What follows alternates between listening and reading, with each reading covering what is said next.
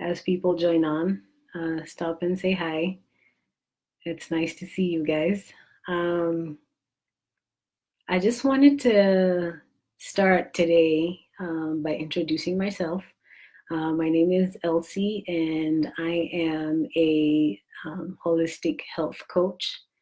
And what a holistic health coach does is pretty much create space for people to um, work on their spiritual, relational, nutritional, physical, and financial well being. Um, and by creating space, I mean just allow you to process the thoughts that you already have, and to actually take the steps to action and actually fulfilling the goals that you have for yourself. So I'll give you a little bit of a background as to how I ended up here, and so that you can also understand why I feel that this is my purpose. Um, we'll start with my own health journey. About 3 years ago, I was diagnosed with fibromyalgia, and um, while it was an intense time for me because I didn't even know what fibromyalgia was at the time. Um, I also had never heard of anyone else that had gone through or even knew what it was. And at that point in time, I actually told people that, I was going to be going on this journey and that I needed to, or I was, going to be sharing a little bit more about it, and kind of taking people through the sequence of what that journey looked like. Um, Now, as things evolved, the one thing that came up for me was that, first of all, when I was going through the process of figuring out how I was going to manage the symptoms that I was experiencing, the doctor that I was working with at the time basically just jumped from, here's, the information on fibromyalgia. This is how we came to this conclusion. Um, this is, and these are the types of medications that we can use to help you figure it out. So at that point, I mean, I knew I needed to find like a different answer, but especially not specifically because I didn't like what she was saying, but more because I knew that I didn't want to be on medication. And from what it sounded like she was telling me was that I was going to be on medication for going on, 4 or 5 years to the rest of my life, depending on how um, either the medication helped or my symptoms either improved or decreased. So basically kind of like playing around with things to figure it out, and I wasn't convinced that going the medication route was going to be the best thing for me at that time. Now, while I was thinking these things, I didn't realize, what the magnitude of um, that was going to be. So I kind of just played off of my instinct at the time. Then fast forward to a year later, and I was trying to find a new health practitioner, because my circumstances had changed. I had just graduated from finishing my master's, and now I was, full-time working. So I needed to figure out how my healthcare was going to work with this diagnosis, and now not being covered under my school health insurance. So I had conversations with two different doctors, and both of them told me that the symptoms that I had didn't conclude, the conclusion was not going to be fibromyalgia. So basically, they're telling me that, you've been living under this assumption for a whole year. Now it's time to move the assumption to something else. And they weren't actually telling me what the something else was. They didn't even, like try to delve into it with me. But the symptoms are still the same. So while I was going through all of this, I kind of was also in a mental headspace where I knew I needed to figure it out on my own. I knew I had questions that I wanted answered, but I didn't know where to go to have those questions answered. And I didn't even realize that while all these things were playing out, the things that were important to me had kind of fallen by the wayside. So one of those key things was my relationships. So because one of my biggest symptoms for whatever it is that, because I still don't know what it is that I was going through or I'm going through, but one of my biggest symptoms is extreme fatigue.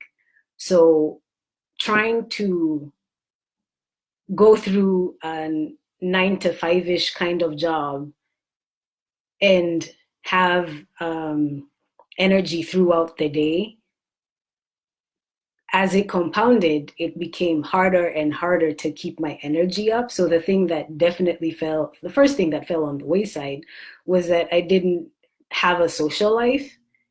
Not because I couldn't have a social life, but because I didn't feel like I could explain to the people in my life, one, why I just can't be bothered to go out, and two, why the idea of even spending time with them in a face-to-face setting just exhausted me. So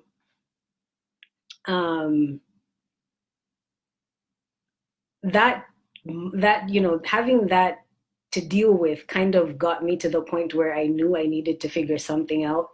And I knew that, having a support system was one of the things that I really needed, but I didn't know, again, who to go to for help. I didn't know where to search for my answers. I didn't know anything. But at the back of my mind, I knew if I didn't seek help, if I didn't reach out to someone in my community to help me, or if I didn't make any changes in my life, then I was never going to find any answers. So that there, began the true answer.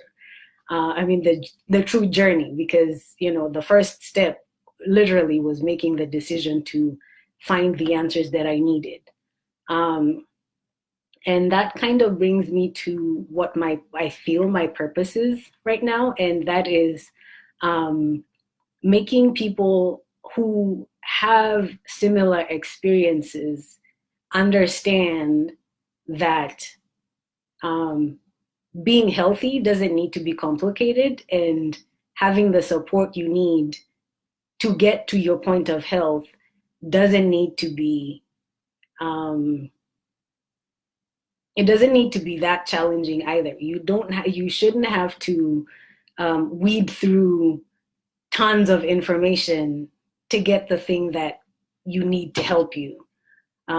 Because the one of the challenges that I faced right away when I started on this journey was that I was faced with a lot of people who were willing to coach, but not willing to take coaching out of the particular realm that they're in. So I'd be working on my fitness, but then I wouldn't have someone to help me stay on track with my nutrition. So, which basically means that, I'm trying to figure all of this out on my own. And then at the same time, I'm still trying to figure out how to make my relationships work so that everyone that's in my life understands that my fitness and my health and my nutrition, it all plays key roles to my ability to have sustained energy. And that brought me to this place. So as a holistic health coach, I provide a space where people can figure out what it is that works best for them, while still holding space for them to actually work out on their fitness goals, if that's what it is you want to work on, while still working on your nutritional goals, if that's what you want to work on, while working on your financial goals, if that's the key thing for you that you need to work on. So this space that I've created, Living a Robust Life, is basically a space where you can come and ask those questions that you feel like you don't know where to go to ask those questions. And I'm hoping that the people who are in this community will help, will, share information so that I'm not the only person that's just, kind of telling you this is what you need to do or this is where you need to go. Because I believe that the more we share information, the more we allow each other to build each other. We're allowing others to build us within community, but then we're also allowing ourselves to be the people that are building others. Then our communities can grow and thrive, and you're not in a space where you feel like you're all alone for any reason at all.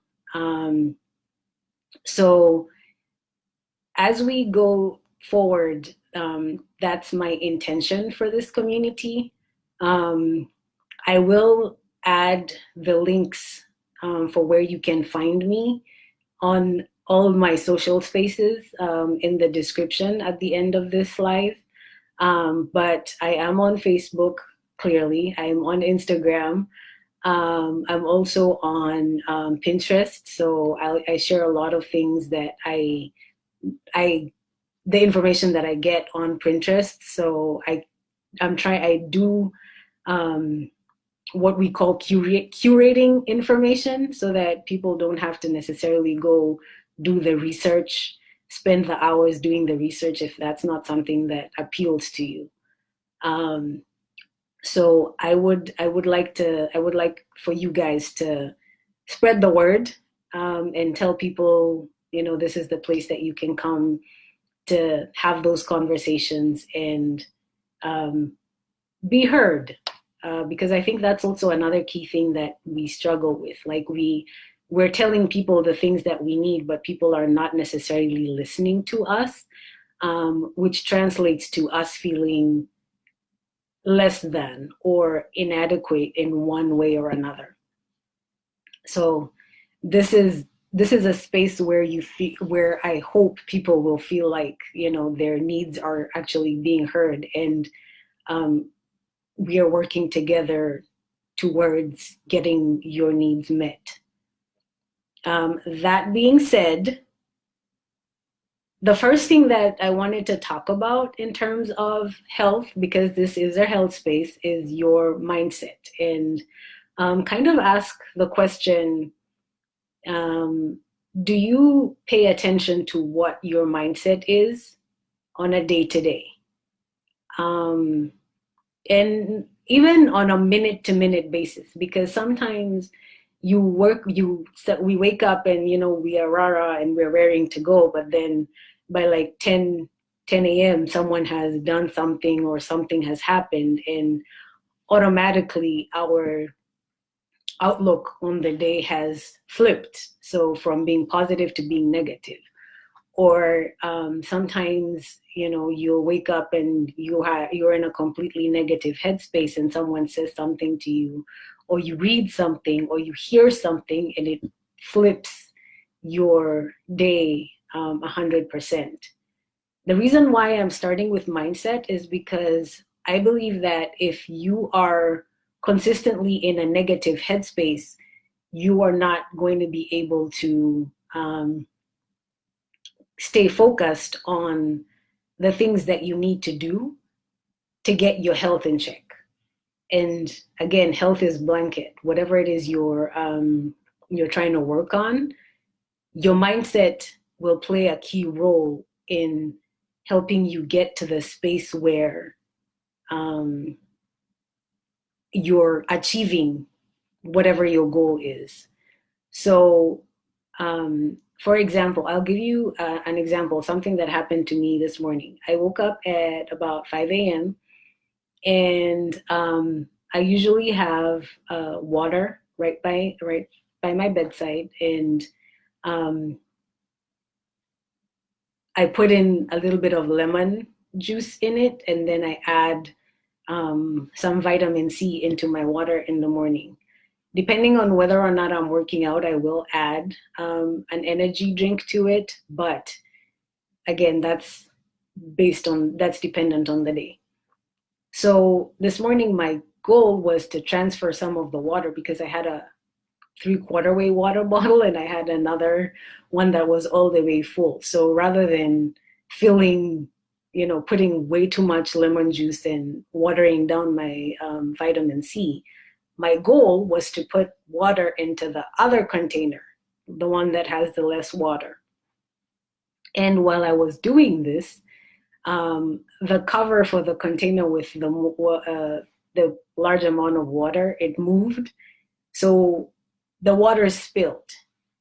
Now, automatically at that point, I had the choice to make. I could either, gripe about this is the way my day is starting, and um, be upset about the water on the floor. And the other choice was to focus on the fact that, it's just water. I'll clean it up, move on, and it has no impact on my day. So if I went with the being upset part of it, the thing that I have to remember then is that trickles down. If I focus so much on being upset that the only thing that I care about is, so my water has spilled and now I'm mad and my day is going to be ruined because my water spilled in the morning, then that's exactly what's going to happen. My day is going to be ruined because water spilled in the morning. But because I chose the opposite, which is to focus on the fact that it's just water, and it being on the ground doesn't make any difference as to what the rest of my, or not even the rest of my day, but the next 5 minutes, it makes no difference. And those are just the little things that they play out in a bigger way in our day to day. And that's a very simplistic view of what mindset is. But the reason why I bring this up is because when you're working on your health, the idea is to have action steps and things that you can focus on and work on for an extended amount of time. So today, the action step that I would suggest to you is, are you paying attention to your mindset, to that little voice that in a split second makes you choose between the positive and the negative? And I'm not saying focus on what time of the day these things happen, because it can happen at lunchtime or, at 4 o'clock in the afternoon when you're stuck in rush hour traffic and the guy comes speeding on the wrong side of the road and trying to cut you off. What choice do you make in that moment, and how does it play out for the rest of your day? And this is a key part of health because, again, the choices that you make, those split second choices, how they affect your moment right then could translate into how they affect a week, a month, a year, because those small choices one choice to accept a negative thought and focus on it, dwell on it, translates into the second choice to accept a negative thought and focus on it and dwell on it. And the third choice, and then it just becomes the thing that you do. So your action step for this week, if you choose to accept it, is to pay attention to your mindset. The things that you accept without necessarily questioning why you're accepting it. And if it's positive or negative in the way it impacts your life. I'm not going to ask you to do anything about it just yet, because the paying attention to it is going to translate into something more. Eventually, you're going to naturally want to do something about those thoughts. But right now, I want you to hone in, focus on what it is your mindset is from moment to moment, and how your mindset plays out as you make that choice, whatever the choice is. I hope for these, as we continue moving forward, my hope is that we will have more interactive sessions where I'll allow people to come on here and chime in and answer questions. So please look forward to that. As we also go on, as we move forward, I would like you guys to also just do me a favor and put in the description, or send me a message and let me know what kind of things specifically you're struggling with in your life. And then I can, curate and kind of go ahead and find people who either I can invite to come and share their wisdom, or they can let me know where to go get the information from to share with you. But the key thing is that at the end of the day, this is a space where I'm providing you with information. I'm providing you with thoughts and ideas and things to take away. So I'd like you to actually do me a favor and go ahead and share what it is your takeaway from this session and all the other sessions are. Because the more we share information, the more we give people good information, then the more, the healthier we can be as a society. And I think that is the thing that is the key thing to remember, that the healthier we are as a society, the more we thrive. And we cannot thrive in a bubble. So I'm looking forward to more sessions like this, where we actually have a back and forth and just discuss the things that are weighing heavily on us, and that we feel are a necessity for our lives to thrive. As always, love and light, Elsie.